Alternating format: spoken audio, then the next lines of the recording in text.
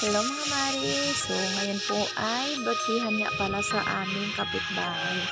Siyempre, content creator tayo. So, palalampasin pa ba natin ang mga ganitong klase ng event?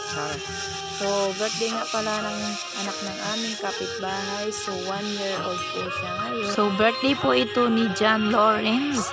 So, GL, happy birthday. Sana lumaki kang mabuting bata at hindi sakitin. So, siyempre, dapat palaging healthy.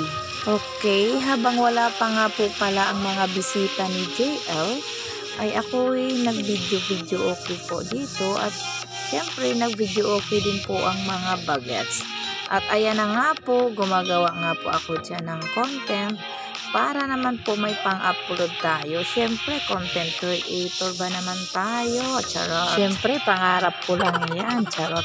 So, nag-video nga po pala ako dito dahil meron po ako dito isang bulaklak na ipapakita po sa inyo na napakaganda ng kulay.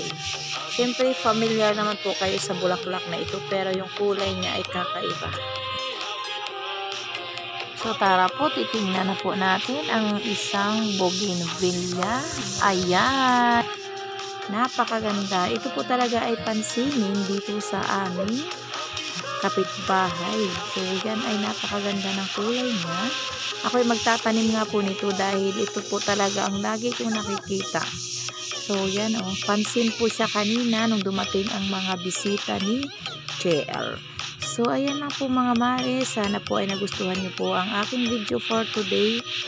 So, happy birthday po ulit kay GL. And God bless you always. Thank you so much for watching.